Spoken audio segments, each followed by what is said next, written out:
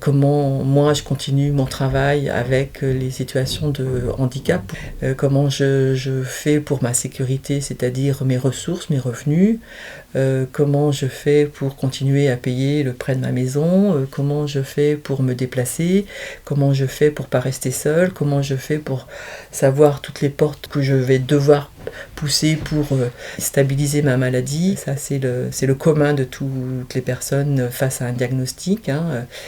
C'est comment je me débrouille avec ça et qui peut m'aider.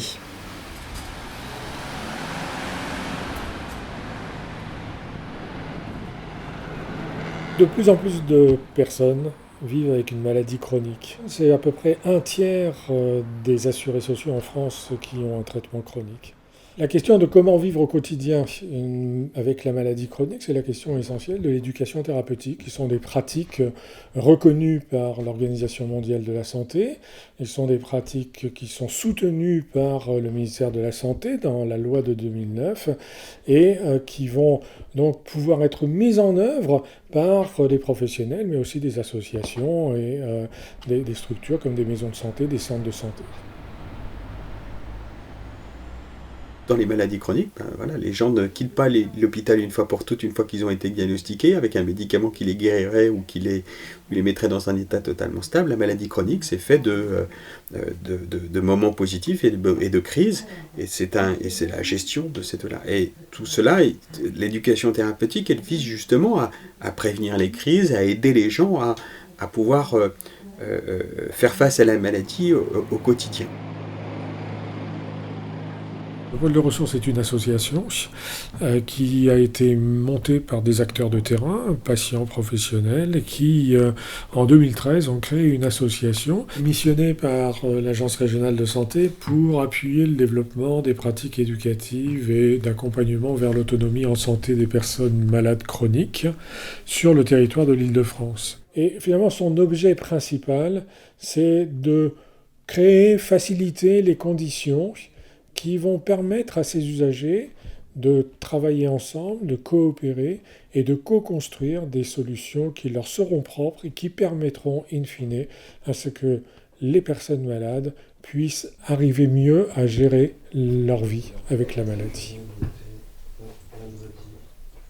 Donc je vous le lis. Une patiente d'une association qui vient en accompagnement des personnes avec une schizophrénie. Bonjour Elena, je viens vers toi car nous souhaiterions construire un programme destiné aux personnes, aux proches, aux familles, aux frères et sœurs et toute autre personne concernée avec le pôle de ressources Île-de-France. Nous avons besoin de vos conseils et de vos méthodes. Donc ils veulent un programme court qui puisse venir rapidement en aide à l'entourage afin de donner les premières clés pour être le plus à l'écoute et venir en aide efficacement. Donc voilà, pour les personnes avec une schizophrénie.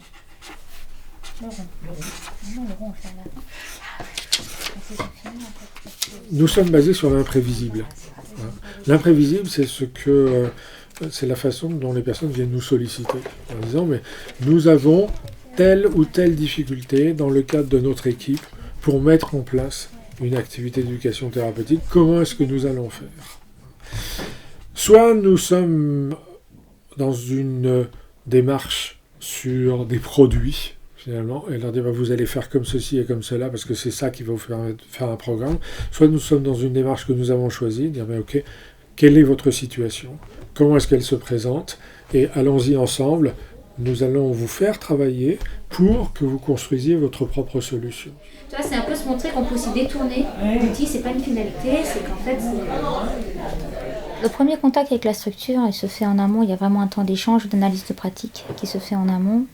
En fait, ils sont tous sur le même, un peu sur le même profil. C'est on a besoin de vous, on n'y arrive pas tout seul. Ce que je souhaiterais, c'est vraiment innover, donner envie. Voilà. Que tout ça donne envie à la personne, quelle qu'elle soit, qu'on soit soignant, qu'on soit patient, qu'on soit famille, qu'on a envie.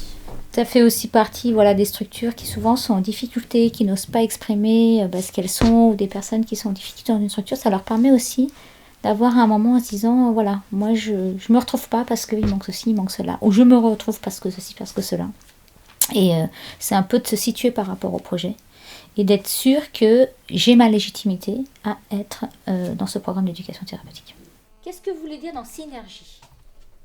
Enfin, personne qui a mis synergie. C'est moi. Ouais, je me doutais. Donc essayer, on va dire, créer un lien D'accord. entre le patient et l'équipe. D'accord. Alors, Et les deux. pour créer ce lien entre le patient et l'équipe, qu'est-ce qui fera que ce lien, en fait, il va fonctionner? La confiance. Voilà, la confiance, je l'ai marqué. Ok. Et nous, il faut qu'on comprenne bien, parce que si on ne les a pas compris, on ne peut pas les accompagner après. Et c'est un peu cette même relation avec le patient, c'est que si à un moment, on ne comprend pas dans quelle situation est le patient, donc là, comme vous parlez tout à l'heure du patient voilà, qui avait ses difficultés, ses angoisses, etc., si on ne part pas de ce qu'il est, eh ben, on n'y arrivera pas, parce qu'on va aller dans un chemin qui n'est pas le bon, quoi. Une des premières étapes qui nous paraît toujours importante quand on accompagne les équipes, c'est de s'assurer que nous parlons tous de la même chose quand nous parlons d'éducation thérapeutique.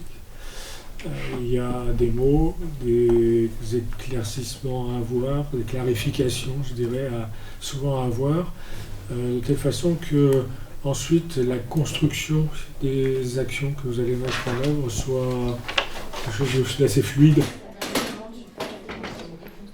ACESO, c'est un projet autour de l'accompagnement à l'autonomie en santé des personnes malades chroniques et en situation de vulnérabilité. Nous sommes 25 partenaires, des structures très, très hétérogènes, qui ont des pratiques d'accompagnement très hétérogènes, qui ne se connaissaient pas trop au début.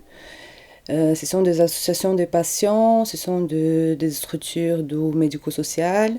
Et notre objectif, c'est d'analyser les pratiques d'accompagnement qui existent déjà pour pouvoir les améliorer. En fait, toute l'équipe est formée au repérage. On a beaucoup travaillé d'ailleurs ces dernières années sur la fonction d'accueil aussi. Et comment les accueillantes, c'est l'équivalent de secrétaire médical chez nous, elles peuvent vraiment aussi jouer leur rôle là-dedans.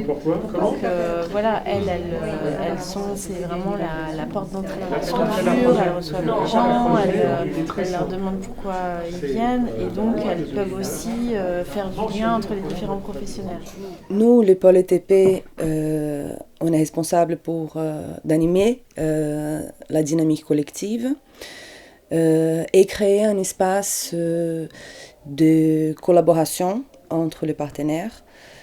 Donc on apporte la méthodologie, on apporte les outils pour favoriser la co-construction de la réflexion, de l'expérimentation, d'une autre façon de faire l'accompagnement en santé. Et ACESO m'a permis de renforcer en fait cette humilité nécessaire quand on fait de l'accompagnement, de se dire on ne sait pas tout. On a encore beaucoup de choses à apprendre et je pense que ACESO était un élément déclenchant, en tout cas pour moi et pour l'équipe, puisque ça m'a permis de renforcer en fait l'argument qui consistait à dire on ne sait pas tout et il est temps d'imaginer d'autres réponses. L'usager, il n'est pas considéré comme étant sachant et propriétaire de lui. Il est le malade. On le soigne, on applique. Donc ça, pour ma pratique personnelle, en tout cas, ça m'a énormément aidé puisque ça nous fait découvrir un autre versant du soin et qui est super intéressant. Les projets participent à une expérimentation nationale dont l'objectif c'est de créer un cadre pour l'accompagnement et pouvoir les reconnaître et les financer parce qu'aujourd'hui il existe des pratiques, des actions d'accompagnement mais elles ne sont pas reconnues, elles ne sont pas financées. Armelle a montré comment elle utilisait la carte mentale, ce qu'est et ce que n'est pas l'accompagnement qui est affiché par exemple dans tous les bureaux. Ce qui compte, il y a la carte en tant que telle, mais aussi derrière c'est de sentir que la carte a été coproduite par un collectif. Et en fait ça a un point important sur comment faire passer un message, en fait c'est aussi le poids, mais comment on fait sentir que derrière la production d'un outil, il y a le poids d'un collectif. Imaginons que des dispositifs s'organisent, soient beaucoup plus explicites, que va-t-il se passer? Il faudra accompagner les acteurs pour qu'ils puissent développer ces dispositifs, les implanter dans différents territoires de santé. Et là, ACESO intervient comme comment s'y prendre avec ces acteurs pour les accompagner, mais dans le même registre et la même tonalité que ces acteurs veulent accompagner les personnes à l'autonomie en santé. Et ça, c'est original, de par le fait que c'est une recherche exploratoire sur des dispositifs qui n'existent pas ou qui ne sont pas suffisamment formalisés. Et deuxièmement, qu'on est sur des recherches où la contribution et la co-construction de chacun est un élément de réponse aux situations de doute, de questionnement. Je vois l'opportunité aussi d'avoir le regard extérieur que j'avais souhaité il y a 2 ans quand on s'était inscrit dans ce projet, là de nous aider concrètement à mettre en place justement, à structurer la continuité. Des choses qui sont... L'objectif, c'est d'essayer d'adapter le contexte de l'éducation thérapeutique, donc qui a été beaucoup développé à l'hôpital et qui est assez protocolisé, assez administratif, de l'adapter à une pratique de ville qui a une pratique différente, souvent en cabinet isolé, voilà. Donc d'essayer de co-construire avec les médecins un format d'accompagnement qui leur permettrait de développer des pratiques éducatives dans leur consultation, où on les forme à des pratiques éducatives, à une posture éducative, où on fait intervenir des patients à chacune de nos interventions. Et en fait, on se rend compte que le fait de multiplier les formats sous forme numérique, sous forme dématérialisée, ça permet un usage qui est beaucoup plus personnalisé en fait, pour les médecins, qui leur permet de trouver la ressource dont ils ont besoin au moment où ils en ont besoin, et c'est leur réalité au quotidien dans leur consultation en fait. Donc en fait, le fait de travailler là-dessus sur nos projets, ça nous interroge sur le pôle et sur s'interroger sur l'efficience du pôle par rapport à notre objectif de créer de la ressource, de créer du lien, et donc d'utiliser d'autres outils qui nous permettraient de maximiser cet objectif. Les soignants ne peuvent absolument pas tout pour nous. Mais absolument pas. Et c'est parfaitement normal. Et on ne pourra jamais le leur demander. Parce que on a besoin d'adapter le soin à soi-même, mais on a aussi besoin d'adapter sa vie à la maladie. Et comment vivre avec la maladie, ça, c'est un savoir que ne peut pas avoir le soignant. Quand bien même serait-il malade lui-même, il n'aura pas la même expérience, il n'aura pas la même perspective, ce qu'on appelle nous la perspective patient, dans les associations de patients, et qui est si utile justement dans l'apport en éducation thérapeutique. Et donc à ce moment-là, eh bien par définition, c'est le déclic, je dirais, on s'engage vis-à-vis de soi-même, encore une fois. D'accord. Il y a des mots, moi, qui me demandent un peu d'explication. Qu'est-ce que vous voulez dire par responsabiliser ? Qu'est-ce que ça... Pour nous, l'éducation, le mot éducatif, ça nous... Comment l'expliquer Pour nous, c'est responsabiliser le malade. D'accord. Parce que sans ça, il est irresponsable ? Non, pas comme ça. Pas sous cette forme-là. Gérer une maladie, c'est comme finalement développer une recherche. Recherche de soi, recherche de l'interaction avec l'autre, compréhension. Et donc on pourrait très bien faire porter ce champ de l'éducation sous un registre de recherche. Ma première interrogation, c'est est-ce que je peux survivre au diabète ? C'est comment je fais pour survivre au diabète ? Et là, effectivement, ils se sont dit, oui, effectivement, il manque une étape, c'est j'apprends que je suis diabétique, qu'est-ce que j'en fais ? Quel est l'impact sur moi et comment je commence à intégrer le fait que je suis diabétique. Un patient à qui on ne résout pas le premier problème ou on ne répond pas à sa première question, il n'ira jamais à la deuxième question ou au deuxième problème. Et donc ça, l'éducation thérapeutique est fondamentale pour ça. Ça permet de dédramatiser s'il y a besoin de dédramatiser ou d'ouvrir l'avenir après une annonce de maladie. C'est un recueil d'informations ou de constats qui fait un état des lieux, qui donne lieu à une analyse, qui va déterminer des points forts et des points à améliorer, et qui va aussi permettre d'identifier ce qu'il faut pour améliorer et avec qui. Le fait d'avoir un pair, PAIR, qui soit à leur côté, qui ait suivi une formation aux côtés des professionnels de santé, permet de contextualiser l'apprentissage, de pouvoir le travailler entre patients, donc de pouvoir confronter les expériences, parce que je pense que l'éducation thérapeutique, ça se fait bien individuel, mais ça se fait très bien en collectif, et beaucoup mieux en collectif, parce que c'est ça ce que les gens au fond demandent, c'est pouvoir se sentir moins isolés, moins seuls face au fond à des prises de décision de santé. C'est par le pôle que moi, en tant que professionnel, j'ai un peu appris, entre guillemets, l'intérêt de travailler avec des patients intervenants, en fait. Depuis le début de la création du pôle, il y a quand même la volonté d'intégrer les patients comme patients intervenants et donc du coup ça s'est imprégné petit à petit et ça me paraît de toute façon naturel en fait que des patients puissent participer à tous les niveaux d'un programme d'éducation thérapeutique en fait. C'est là qu'ils en arrivent à cette phase-là, malgré que ils commencent, on va pas dire à accepter. Donc, à partir du moment où on le veut, on le souhaite, et ben oui, on est prêt à prendre toutes les bases des enseignements et à s'exprimer, parce qu'il faut aussi savoir prendre la parole aussi.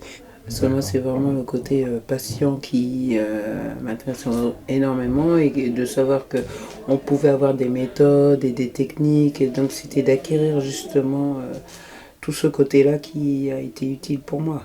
La rencontre des deux mondes, pour qu'elle soit cohérente et qu'elle crante les niveaux supplémentaires, c'est déjà d'identifier la façon que l'on a de l'approche de la maladie. C'est une force extraordinaire pour nous d'avoir un lieu dans lequel, entre professionnels et entre usagers, on peut discuter, construire, co-réaliser des programmes, des formations et les déployer, alors qu'au sein même des établissements dans lesquels nos associations peuvent avoir un rôle, nous n'avons pas atteint ce niveau-là.